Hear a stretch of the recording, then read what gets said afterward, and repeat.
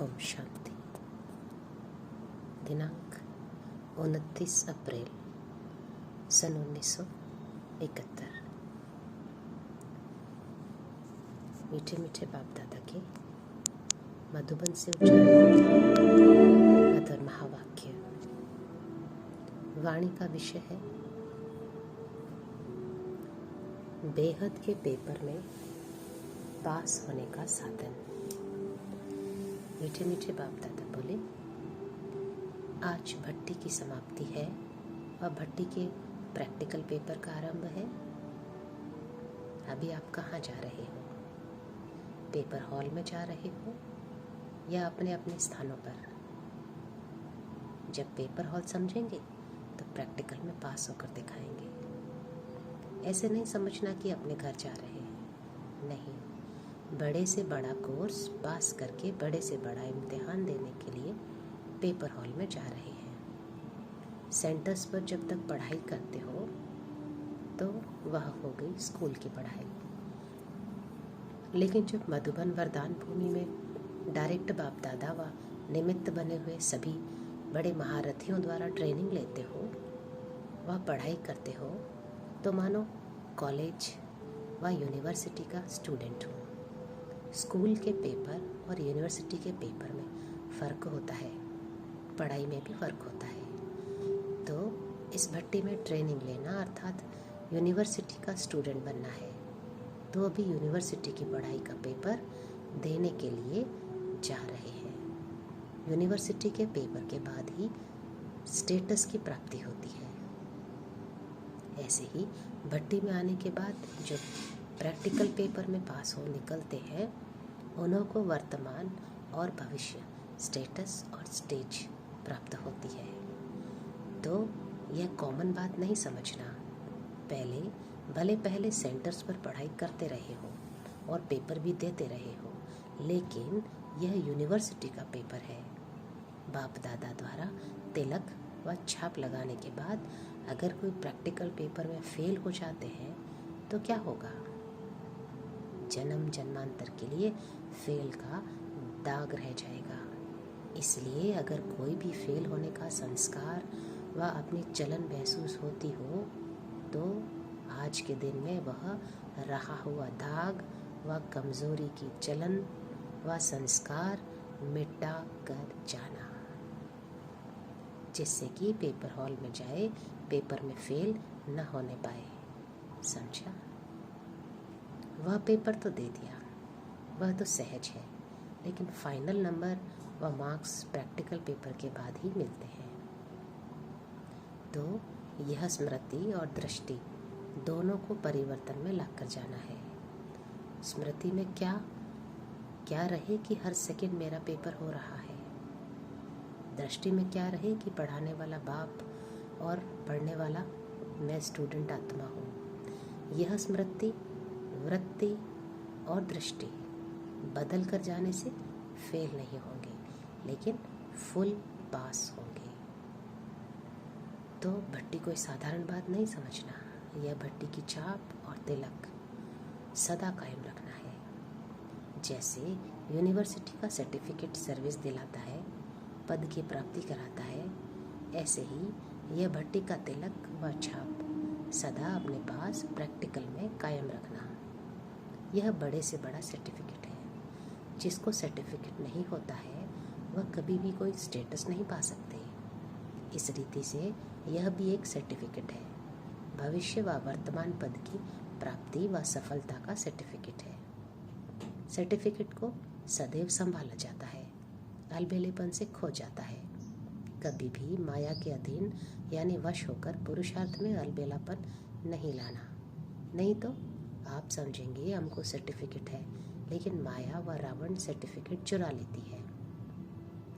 जैसे आजकल के डाकू व पॉकेट काटने वाले ऐसा युक्ति से काम करते हैं जो बाहर से कुछ भी पता नहीं पड़ता है, अंदर खाली हो जाता है। इसी प्रकार अगर पुरुषार्थ में अलबेलापन लाया तो रावण अंदर ही अंदर सर्टिफिकेट चुरा लेगा और आप स्टेटस पा नहीं सकेंगे। इसलिए अटेंशन। समझा?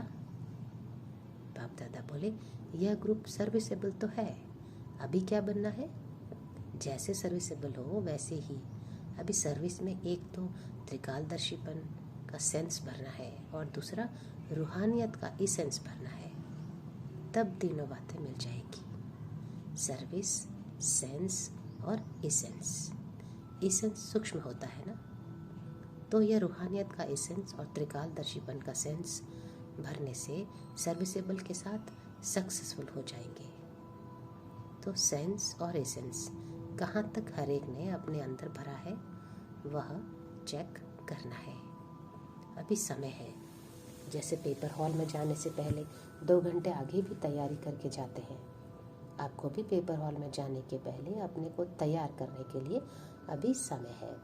जैसे सुनाया था कि ब्रह्मा कुमार के साथ में तपस्वी कुमार भी दिखाई दे, वह अपने नैनों में, चेहरे में रूहानियत धारण की है, जो जाते ही अलौकिक न्यारे और सबके प्यारे नजर आओ।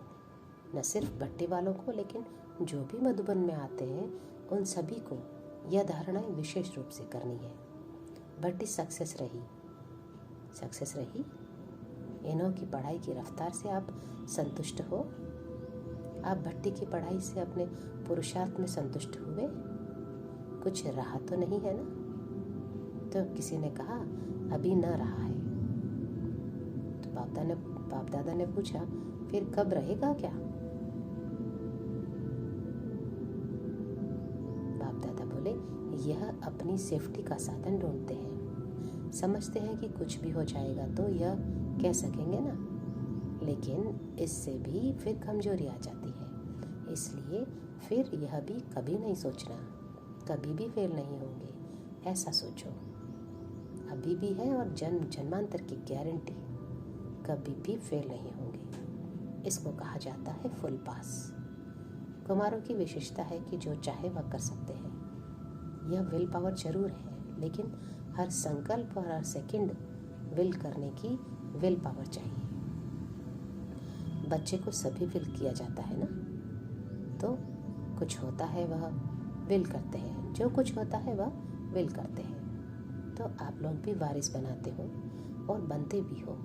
तो जैसे और विल पावर है वैसे सभी कुछ विल करने की विल पावर चाहिए। यह यहाँ से भर कर जाना। जब सभी कुछ विल कर दिया तो क्या बन जाएंगे? नष्टो मोहा। जब मोह नष्ट हो जाता है तो बंधन मुक्त बन जाते हैं, और बंधन मुक्त ही योग युक्त व जीवन मुक्त बन सकता है। समझा? संगम युग का आपके पास अभी खजाना कौन सा है? ज्ञान खजाना तो बाप ने दिया, लेकिन अपना अपना खजाना कौन सा है? यह समय और संकल्प। जैसे बाप ने पूरा ही अपने को विल किया, वैसे आप लोगों की जो स्मृति है उसको भी पूरा विल करना है। जैसे स्थूल खजाने से जो चाहे वह प्राप्त कर सकते हैं, वैसे ही इस समय का यह खजाना समय और संकल्प। इससे भी आप जो प्राप्त करना चाहो वह इन्हीं द्वारा प्राप्त कर सकते हो। सारी प्राप्ति का आधार संगम युग का समय और श्रेष्ठ स्मृति अर्थात याद है। यही खजाना है, इसको ही विल करना है। पूरा ही विल करके जा रहे हो व कुछ जेब खर्च रखा है आई विल के लिए? थोड़ा बहुत कोने में छिपा कर तो नहीं रखा है? जेब बिल्कुल खाली है? तो फिर कुमारों ने एक गीत बाबा को सुनाया।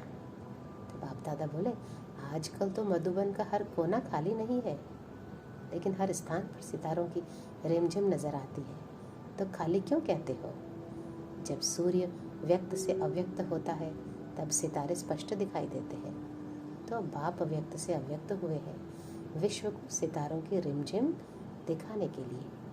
तो खाली क्यों कहेंगे? स्थूल सूर्य को कहते हैं अस्त हो गया, लेकिन यह ज्ञान सूर्य व्यक्त से अव्यक्त रूप है, लेकिन सितारों के साथ है। साकार रूप से सदा साथी नहीं बन सकते। साकार में होते हुए भी सदा साथ में रहने के लिए अव्यक्त स्थिति और अव्यक्त साथी समझते थे। तो अब भी सदा साथ अव्यक्त रूप में ही हो सकता है, क्योंकि अव्यक्त रूप व्यक्त शरीर के बंधन से मुक्त है। तो आप सभी को भी सदा साथ देने के लिए, इस शरीर की स्मृति से दूर रहने के लिए दूर करने के लिए यह अव्यक्त पाठ चल रहा है। बाप दादा तो हर समय सर्व बच्चों के साथ है ही। पहले पहले एक गीत बनाया था कि क्या हो अधीर माता। यह गीत बहनों ने सुनाया। अभी भी हर एक का सदा साथी हूँ, लेकिन जो चाहे अनुभव करे। अभी अनुभव करने के लिए जैसे बाप अव्यक्त है, वैसे अव्यक्त बन करके ही अनुभव कर सकते हो। यह अलौकिक अनुभव करने के लिए सदा व्यक्त भाव से परे, व्यक्त देश की स्मृति से उपराम अर्थात साक्षी बनने से ही हर समय साथ का अनुभव कर पाएंगे। समझा? अच्छा, ओम शांति।